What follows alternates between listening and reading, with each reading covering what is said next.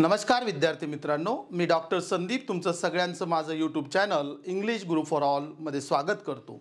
विद्यार्थी मित्रांनो, आज आपण एक महत्त्वाची अनाउन्समेंट करतो आहे आणि या डेमो लेक्चरमध्ये मी आज एक कोर्स आहे comprehensive course on set and net examinations, हा पेपर 1 साठी आणि पेपर 2 साठी।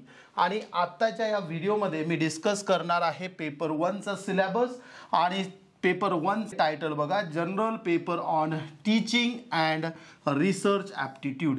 आणि पेपर 2 जो आहे हा मी स्पेसिफिकली इंग्लिश या सब्जेक्टसाठी डिझाईन केलेला आहे आणि हा कॉम्प्रिहेन्सिव्ह कोर्स असणार आहे। हा जो कोर्स आहे स्टार्ट होणार आहे 5 फेब्रुवारीला आणि तो संपेल बघा 4 एप्रिलला, म्हणजे कंप्लीट हा 2 महिन्याचा कोर्स आहे। आणि ह्या कोर्सचा मोड ऑफ कोर्स आहे ऑनलाईन, आपले हे सेशन्स होणार आहेत।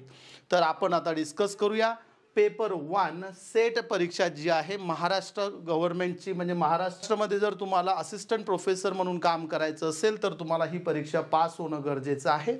तर आता स्लाइडवर काय दिलेलं आहे बघा, Maharashtra state eligibility test for lectureship, म्हणजेच आपण याला काय म्हणतो, सेट, महाराष्ट्र राज्य व्याख्याता पदासाठी राज्यस्तरीय पात्रता चाचणी म्हणजे सेट परीक्षा।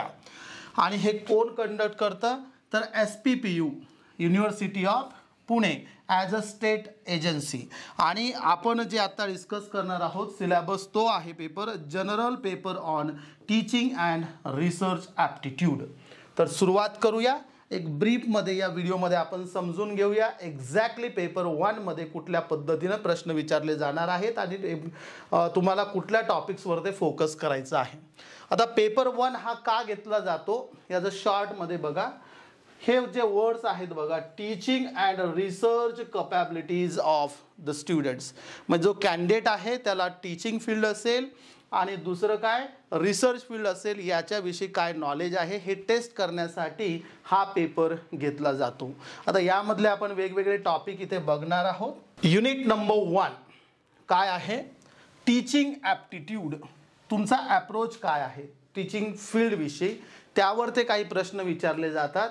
आणि टोटल इथे 10 युनिट्स आहेत, 10 युनिट्स आर देअर, आणि या 10 युनिट्सवर ते 50 क्वेश्चन्स विचारले जातात आणि एका प्रश्नाला 2 मार्क्स असतात। म्हणजेच काय, सरळ सरळ इथे हिशोब काय आहे, 10 युनिट्स असतील तर एका युनिटवर ते 5 क्वेश्चन्स ते सेट केलेले असतील, अशी नोट देखील या सिलेबसमध्ये दिलेली आहे।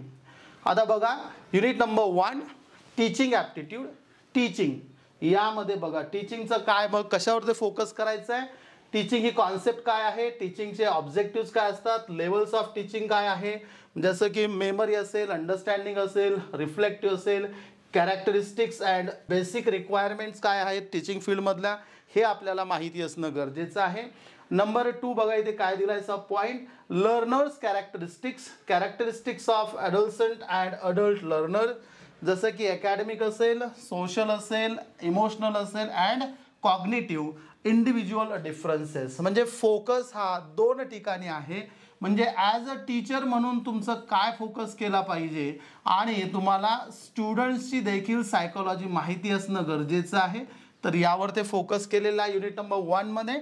थर्ड इथे बघा, factors affecting teaching related to, असे कुठले फॅक्टर्स आहेत की जे काय करू शकतात, अफेक्टिंग टीचिंग रिलेटेड टू काय, तर teacher, learner, support material, instructional facilities, learning environment and institution. हे रिलेटेड जे आहे इथे काय दिलेलं आहे, जे की जे टीचिंग फील्डला अफेक्ट करू शकतात असे फॅक्टर कुठले आहे, पण त्यात ते आस्पेक्ट्स दिलेले आहेत, जसं की टीचर आहे, लर्नर आहे किंवा ते सपोर्ट मटेरियल आपण जे वापरतो आहे त्याचा काय परिणाम होऊ शकतो, यामध्ये आपल्याला त्यावर ते फोकस करायचं आहे। त्यानंतर दिले बघा, methods of teaching in institutions of higher learning, teacher centred versus learner centred methods, offline versus online methods, Swayamprabha and MOOCs, हे देखील आपल्याला इथे फोकस करायचं आहे। हा टॉपिकही फार महत्त्वाचा आहे की मूक्स काय आहे हे माहिती असणं गरजेचं आहे. त्यानंतर स्वयं कोर्सेस काय असतात, त्यानंतर इथे काय दिलेलं आहे ऑफलाईन वर्सेस ऑनलाईन, म्हणजे ऑफलाईनमधले काय जर कॅरेक्टरिस्टिक्स असतील, काही मेथड्स असतील ते देखील माहिती असणं आपल्याला गरजेचं आहे. आणि ऑनलाईन मोडमध्ये कशा पद्धतीनं आपण शिकू शकतो किंवा त्याचा टेक्नॉलॉजीचा देखील यूज कसा करू शकतो यावरती एक सेपरेट युनिट समोर देखील आहे, ते देखील आपण डिस्कस करणार आहोत. नेक्स्ट सब पॉईंट बघा, teaching support system traditional, modern and ICT based. तुम्ही टीचिंग कसं करताय. त्यानंतर बघा इव्हॅल्युएशन सिस्टम्स काय, elements and types of evaluation in choice based credit system. म्हणजे आपण हायर एज्युकेशनमध्ये CB हे दिसतंय बघा इथे काय दिलं आहे, choice based credit system CBCS ज्याचं शॉर्ट फॉर्म आहे. आणि हे आता पूर्ण भारतामध्ये ही पद्धत जी आहे, ही मेथड जी आहे ही यूज केली जाते हायर एज्युकेशनला. कम्प्युटर बेस्ड टेस्टिंग काय आहे आणि इनोव्हेशन्स इन इव्हॅल्युएशन सिस्टम्स काय आहे. तर आपण या कोर्समध्ये पेपर 1 मधला जो युनिट नंबर 1 आहे यावरती डिटेल असे क्वेश्चन बघणार आहोत आणि आपल्याला काय कुठल्या पद्धतीने फोकस केला पाहिजे हे आपण इथे डिस्कस करणार आहोत. नेक्स्ट युनिट बघा काय आहे, युनिट नंबर 2 रिसर्च ॲप्टिट्यूड. आणि यावर ते काय सब पॉईंट्स असतील की ज्यावरती प्रश्न विचारले जातील. रिसर्च, मग इथे पहिला सब पॉईंट रिसर्च काय आहे, रिसर्चचा मीनिंग काय आहे, त्याचे प्रकार काय आहेत, त्यानंतर कॅरेक्टरिस्टिक्स ऑफ रिसर्च काय आहे, then positivism and post positivistic approach to research काय आहे. ह्यामध्ये आपल्याला ह्या कॉन्सेप्टवरती देखील फोकस करायचा आहे. बघा दिसताना दिसतंय तुम्हाला, पण हे सगळं बघताना याला आपल्याला डिटेलमध्ये देखील स्टडी करायचं आहे. त्यानंतर सेकंड सब पॉईंट आहे बघा मेथड्स ऑफ रिसर्च. मग एक्सपेरिमेंटल आहे का, डिस्क्रिप्टिव्ह काय, हिस्टॉरिकल काय, क्वालिटेटिव्ह काय, आणि दुसरं काय दिलंय बघा क्वांटिटेटिव्ह मेथड्स. मग या मेथड ज्या आहेत रिसर्चच्या यामध्ये आपल्याला वेगवेगळे कॅरेक्टरिस्टिक्स कुठल्या पद्धतीनं केला जाऊ शकतो आणि यावर ते कसे प्रश्न विचारले जाऊ शकतात हे देखील आपल्याला माहिती असणं गरजेचं आहे. स्टेप्स ऑफ रिसर्च, मग ह्या रिसर्च करताना फॉर एक्झाम्पल बघा PhD करताना आपल्याला संशोधन करताना कुठल्या पद्धतीनं आपल्याला त्याची एक सिस्टम आहे की त्याच पद्धतीनं तुम्ही रिसर्च केला पाहिजे हे देखील आपल्याला माहिती असणं गरजेचं आहे. त्यानंतर दिलंय बघा thesis and article writing. Thesis कसा लिहावा, आर्टिकल कसं लिहावं त्याचं फॉर्मॅट माहिती असणं गरजेचं आहे. स्टाईल्स ऑफ रेफरन्सिंग माहिती, रेफरन्सिंग म्हणजे काय, मग तुमची APS स्टाईल असेल, त्यानंतर MLS स्टाईल असेल, अशा वेगवेगळ्या रायटिंगच्या स्टाईल्स आहेत ते देखील माहिती असणं आपल्याला गरजेचं आहे. आणि application of ICT in research, रिसर्चचा आपण रिसर्च करताना आपण ICT म्हणजेच काय इन्फॉर्मेशन अँड कम्युनिकेशन जे सिस्टम आहे ICT आपण कुठल्या पद्धतीनं टेक्नॉलॉजी यूज करू शकतो ते देखील आपल्याला माहिती असणं गरजेचं आहे. आणि रिसर्च एथिक्स देखील आपल्याला इथे बघायचं आहे. तर हा युनिट नंबर 2 आहे. यावर ते 5 प्रश्न विचारले जातात. मी अगोदरच सांगितलं टोटल 10 युनिट्स आहेत आणि प्रत्येक याच्यावर ते 5 प्रश्न विचारले जातील. नेक्स्ट बघा युनिट नंबर 3 आहे कॉम्प्रिहेन्शन. सरळ सरळ आहे, तुम्हाला एक पॅरेग्राफ दिला जाईल आणि त्या पॅरेग्राफवर ते आधारित काही प्रश्न असतील आणि त्याचे आन्सर्स तुम्हाला तिथे द्यायचे आहेत. A passage of text to be given, questions be asked from the passage to be answered. म्हणजेच जो काय आपल्याला पॅसेज दिला असेल त्याच्यावरती काय दिलेले असतील प्रश्न. आणि इथे काय महत्त्वाचं आहे, तुम्ही इंटरप्रिट कसा करताय तो, तुम्हाला काय कळालं त्या पर्टिक्युलर दिलेल्या पॅसेजमध्ये, हे फार महत्त्वाचं आहे. आणि इथे तुम्हाला 2 वेळेस तो पॅरेग्राफ वाचायचा आहे. सुरुवातीला समजून घ्यायचा आहे, मग प्रश्न त्याचे बघायचे आणि मग आन्सर दुसऱ्या रीडिंगमध्ये तुम्हाला काढायचे आहेत जेणेकरून ते सोपं जाईल. त्यानंतर बघा युनिट नंबर 4 काय आहे कम्युनिकेशन. आता कम्युनिकेशन म्हटल्यानंतर व्हास्ट असा टॉपिक आहे आणि प्रश्न तुम्ही इथे गेस करू शकत नाही. सेट परीक्षेमध्ये प्रश्न कुठल्याही पद्धतीने विचारले जाऊ शकतात. मग बघा कम्युनिकेशनमध्ये काय, कम्युनिकेशनचा मिनिंग काय, what is the meaning of communication, types काय आहे, verbal, non verbal, formal, informal असेल, हॉरिझॉन्टल असेल, डायगोनल असेल, व्हर्टिकल असेल, असे वेगवेगळ्या प्रकारचे आपल्याला टाइप्स बघायचे आणि कॅरेक्टरिस्टिक्स ऑफ कम्युनिकेशन देखील बघायचं आहे. इफेक्टिव्ह कम्युनिकेशन काय प्रकार आहे हे देखील आपल्याला इथे स्टडी करायचं आहे, ज्यामध्ये व्हर्बल आणि non verbal, intercultural and group communication and classroom communication. तर प्रत्येक पॉईंट आपल्याला या कोर्समध्ये मी फोकस करणार आहे. त्यानंतर बॅरियर्स टू इफेक्टिव्ह कम्युनिकेशन. मग बॅरियर्स वेगवेगळे अडथळे कुठले असतात कम्युनिकेशनमध्ये.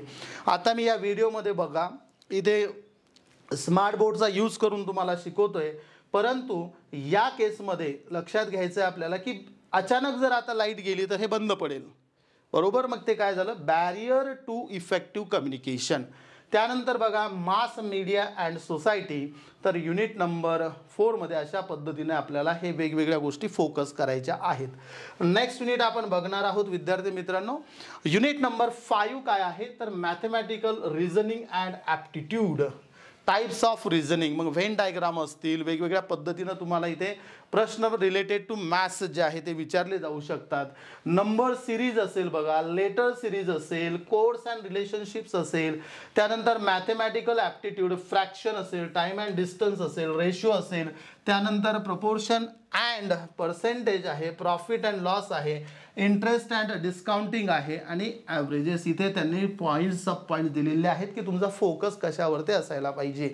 आणि जेव्हा मॅथमॅटिकल रिझनिंग आणि ॲप्टिट्यूड बऱ्याच विद्यार्थ्यांना जमत नाही, कारण त्याला काहीतरी लॉजिक असतं आणि ते लॉजिक जोपर्यंत कळत नाही तोपर्यंत त्या प्रश्नाचं उत्तर तुम्हाला येत नाही.